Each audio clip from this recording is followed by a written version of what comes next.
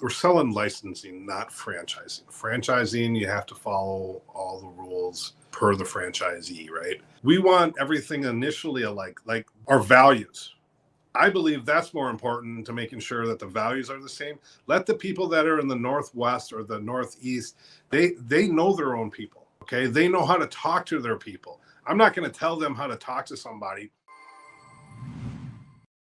Hey everybody, welcome back to the James and Jaden Talk Real Estate. We talk about our business, what happened during that week, and we talk about, the future of Home Guys and where it's going to go. So sit back, relax, and see if you can pull a couple of nuggets from us. So how's it going today, Jaden? Going pretty good. Yeah, every day is something new and interesting stories come up in the business to talk about. Hey, get your new Home Guys shirt on. Oh, yeah. Look at this. This is pretty awesome. The new national logo. This is the new national logo. Again, for people who don't know, we are going national now. We have Knoxville Home Guys. We're starting to talk to more people about possibly coming on, and we haven't even really advertised yet. So it's pretty cool to have people reaching out to me and asking me questions about possibly joining the family. Again, guys, our goal is, if you guys are watching this, we're selling licensing, not franchising. Franchising, you have to follow all the rules per the franchisee, right? And we know that this business is so different, and it can be different in the Midwest as it is in the Northeast, as it is in the Northwest, right? It's just different business. And so we decided to come up with more of a business in a box. We came up with the name Home Guys for a reason 8 years ago. Jane, you want to understand why we came up with it? Well, I remember the conversation. We originally called the company Minnesota Home Buyers, and that's what it was for a short period of time. And then I heard on the radio that some other company named Minnesota Home Buyers was being sued over some foreclosure thing that they were doing. And I think I was in the car with you, and you were talking about your previous business in construction that you would call the VAC guys, because it was just kind of like generic enough to where you could kind of make it a couple different, like people could see it as like, oh, that's the VAC guys. Like it's really catchy. And also kind of a little bit generic too. Like, and that's kind of, we are who we are. Yeah. So Home Guys, it was like, oh, we also talked about like, we could do more than just buying houses with Home Guys. If we wanted to get into construction or doing other things with it, we could do that too. So it was general enough to where we could do a few different things with it, but it was also like catchy enough. And for me, it's like when I first heard it, I'm like, it almost sounds a little weird. And I'm like, well, that's a good thing. Like, it sounds a little weird. So you can go, oh, that's a weird name. It makes you think twice, which is good. So it makes you think about it. Mm-hmm. I had a friend in Minnesota go, because his business name sounds made up. It is made up. That's such a funny thing to say. Of course it's made up. I think what he was trying to say was, it sounds kind of, when you first hear it, like it sounds like you don't really know what to make of it. Like the Home Guys, what does that mean? But it makes you think about it, makes you kind of ask questions, which is exactly what you want to have happen when somebody hears your company name. It also, like when we first came up with the name, it gives you a sense of like connection and like just like friendliness and warmth, which is what we were going for with the image of the company. When we first started, the whole industry of Minnesota for real estate investing was like kind of in the shadows. Like everybody's in the shadows. Everyone's hiding. Their websites don't have their names on them. You don't know who these people are. They hide behind company names. There's no photos of any of these people. So we came out, we're like, we're going to put our images on the logo, put our bios and photos on the website. We're going to call it the Home Guys. We're like your friendly neighborhood home guys. So we're just normal people that happen to live in the city you do, and we buy houses. We're not some shady real estate investor. So that's kind of the genesis of where it came from. Right. And then the vision was we could throw that city's name in front of it, and you could take that name and put it anywhere. So this was thought of pretty much on the inception when we kind of came up with the name, because we knew that we could go to have Houston Home Guys. We could have Colorado Home Guys. You could go to, Dallas Home Guys and Fort Worth Home Guys, because it's so big in that area, right? It's just meant, for that area. So again, we have the Knoxville Home Guys. Well, they're about 90 miles. I don't know which way, north, south, I don't know. From Chattanooga? From Chattanooga, yeah. And we could still sell a Chattanooga Home Guys, right? Because they're just far enough that they're in their own little space. So and they might want to license that one if we, when we do. We'll give them first right of refusal, and they already kind of know that, because we're talking to a couple of people in Ohio, and it's going to be the exact same thing. Where I think Toledo, you got Cleveland, you got Cincinnati, Columbia. Everything is Columbus, not Columbia. Yeah. Last time I said that too. We're not moving to South America, okay? Just let everybody know. Not yet. Not yet. Home Guys takes on the world. Anyways, our thought was not have this franchise model where everything has to be alike. Okay, we want everything initially alike, like our values. I believe that's more important to making sure that the values are the same. Let the people that are in the Northwest or the Northeast, they know their own people. Okay, they know how to talk to their people. I'm not going to tell them how to talk to somebody. And Jaden, I'll give you the example of what I'm getting at is I realized when we were down in Florida selling, we had Florida Home Guys for a while. It's still available if somebody wants it, but we were in the Sarasota area. And that's when I started realizing that when you're dealing with somebody in the East Coast versus somebody in the Midwest, you have to talk a different way. You have to almost, and it's aggressive way. Okay, Midwest is everybody's happy hunky-dory. We're passive aggressive, right? We're friendly, but we're like mumbling under our breath, that guy's a loser or whatever it is. But we don't let anybody know, right? And then you go up to the East Coast, and the Effenheimers are flying. They're calling you an idiot, and what they're really looking for, Jaden, they're looking for me to call them an idiot also. Right. And they want to see if I have grit. And as soon as I figured that out, I started getting more deals, and I have to get in a pissing fight with the guys on the East Coast. But the guys in the Midwest, all I had to do is just be myself because that's where I'm from. Yeah. So back to the licensing is your main thing is don't tarnish the name, right? What you're also getting is you're getting your own community, other people that have a Home Guys franchise. So we can now do our own mastermind groups. We didn't want to strangle or hold somebody down because there's other franchises out there that takes a lot of fees. And what we're trying to do is be bare minimum, but still give value and build this brand up so everybody can have It also allows a lot more flexibility with how you run your business. We want to make it a bare minimum, like here's the bare minimum requirements, here's the minimum fees, and this will enable you to be in this real estate investing space, and it will be the rocket ship you need to be on to get going really quickly and be successful. But we're not going to limit how you run your business, beyond, like James said, don't tarnish the brand. You need to do things ethically. And we want to make sure that we're working with good people from the start. We've done that through interviewing and vetting people. But like some of the other franchises that are out there it's very specific. Like, this is exactly how you run this business. You do it exactly this way. These are all the fees you pay us. This is it's all written down in a 300-page document, and it's a corporate program basically. And that's not what we're going for at all. So we're just trying to enable people to do more in real estate investing, bolt us onto a brokerage or just kind of upgrade their current investing business to take it to the next level, really. Because we have done a lot. We've made a lot of mistakes. That's what we're there for. We're there for you to bounce off and not throw stuff against the wall. And if it didn't stick, you guys, we've already paid the price for it. We've thrown so much stuff at the wall that didn't stick in our first 3-4 years. In fact, I always actually suggest you do one or two things like that every year, because how do you know if you don't try something, how do you know if it's going to work, right? Yeah. So we've done a lot of that, and like you said, we've spent over $5 million in marketing in the last 7 years. So we've got a lot of data to know what works and what doesn't, and we know what's working right now and what's not working right now, like today, and it changes every 3 months, it seems like. So another thing you actually get with the company too is as we're developing more and more like processes and procedures or bolt-ons, let's call it, we're giving all you guys that for free. Because if you're already in our community, that's what you get. So like another thing that we have is we have our disposition side. It's called Homes for Less.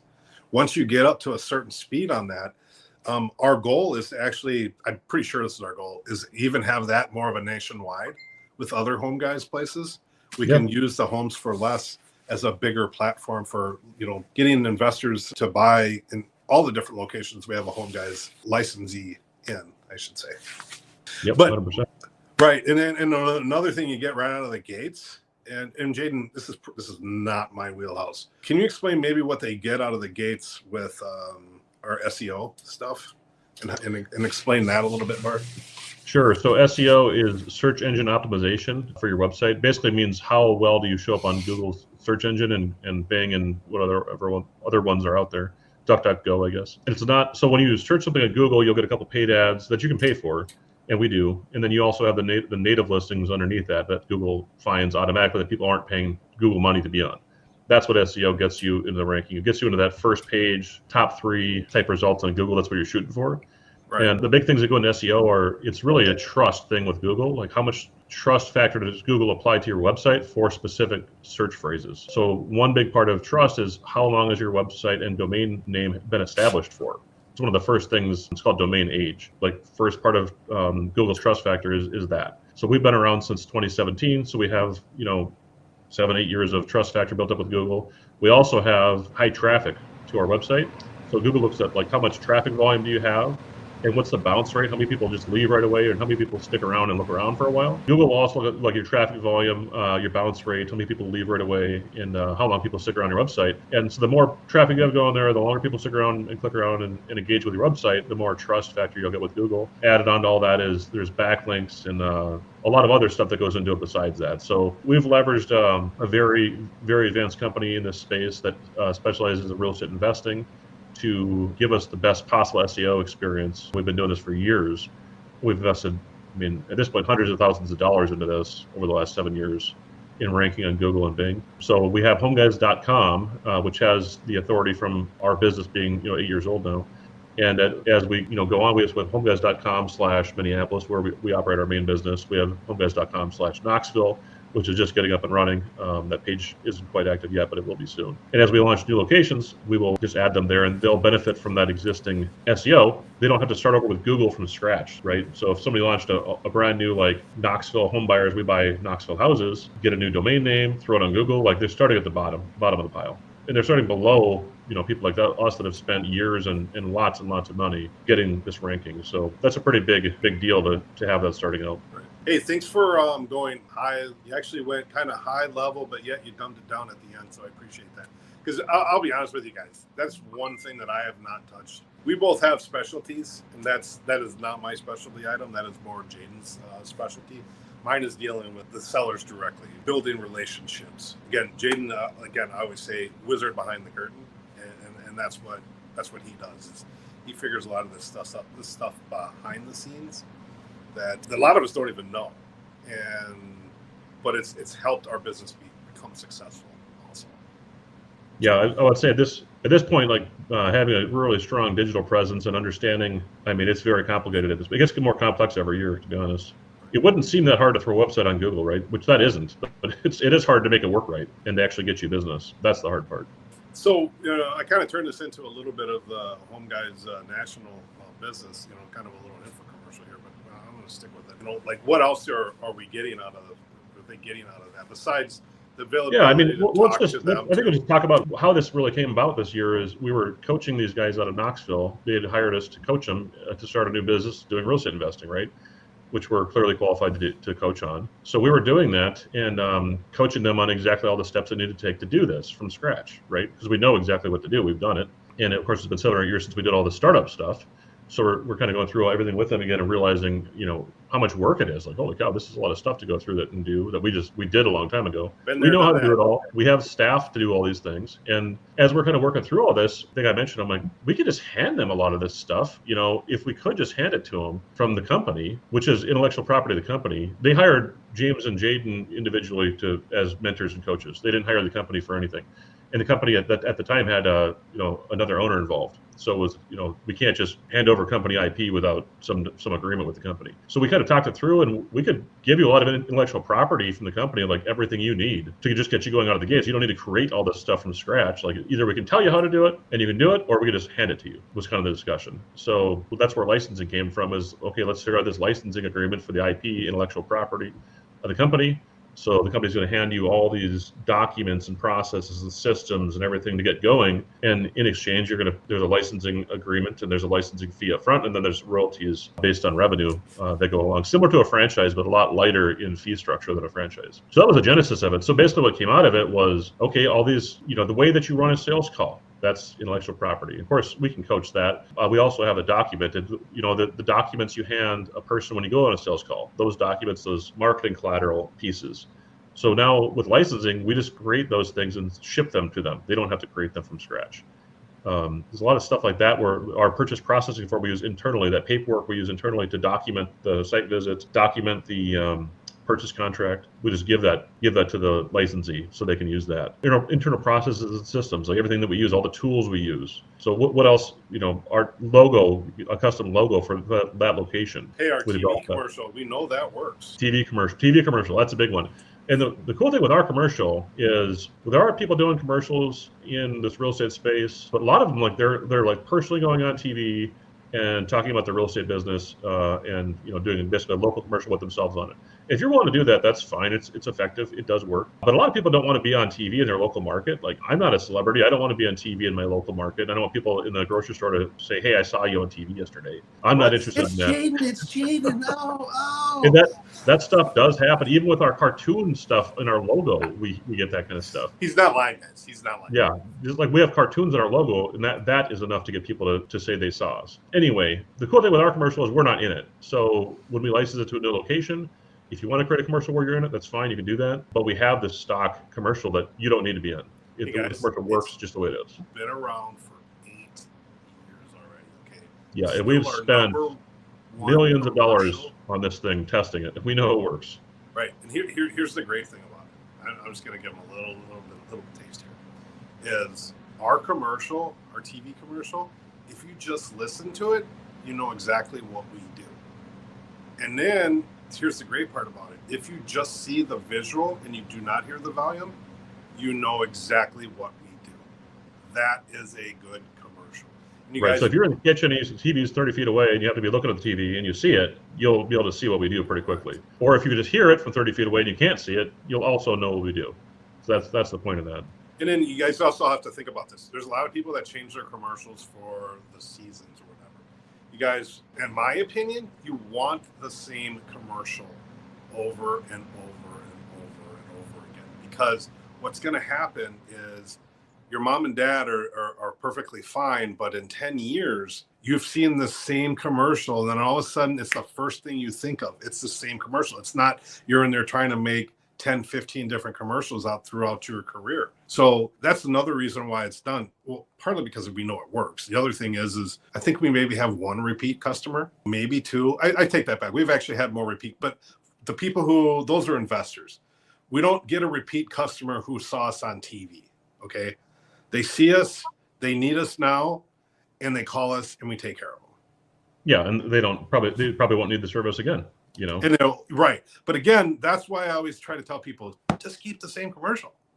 It doesn't matter. And when you start hearing people humming your jingle, then you know you've made it. It's on so much you hear people humming your jingle. Right. No, it's cool. Go ahead, sing it, Jay. Stress free without the fees. Minnesota home guys. See, there we go. That's what we got. So if you guys are looking to get in anything, want to talk more, you guys can reach out to us. If you're interested or have an area that's the area you want to work. Guys, keep in mind, we're not virtual. We're belly to belly company. Could this be done virtual? Yes, we do it in Minnesota. Outside of the Twin Cities, we do it virtual, but that's all we do it. We just still do it in the state. So again, if you want to have any more information about this, set up a time for us to talk. We have some forms for you to fill out to find out, how serious you are before you get to us and start talking even more information. So please reach out to us and kind of go from there. You got anything else to say on that, Jade? No, like you said, I think if it sounds interesting or what you're looking for, whatever you want to learn more about it, talk to us and we'll have a conversation. And like James just said, like there's an application process and it's got to be the right fit. We definitely won't take just anybody on and or any market for that matter. So we got to make sure the market works and that it's the right fit people wise too. Hey guys, I got a lot of people that come up to me and they're like, "Hey, help me out and do this," and again, I can give them pointers, but the people that we're looking for, to be honest with you, already have a little bit of capital. They don't need a lot. I'm just saying they already have. So I'm just going to let people know that if you don't have any capital, it's probably not a good fit for us to get a licensee for your area. So yeah, I think the other thing I would mention is being in a metro area of population. I always say 500,000 population or better. Could possibly go a little lower than that. Maybe you could go down to like 250. That'd be pushing it. But I think, yeah, if you're in a metro area of 500,000 or bigger, greater metro area, that's workable. If you're in a town of 15,000 people and you're 4 hours from any big city, it's really not. This business model is going to be very hard in that kind of a market.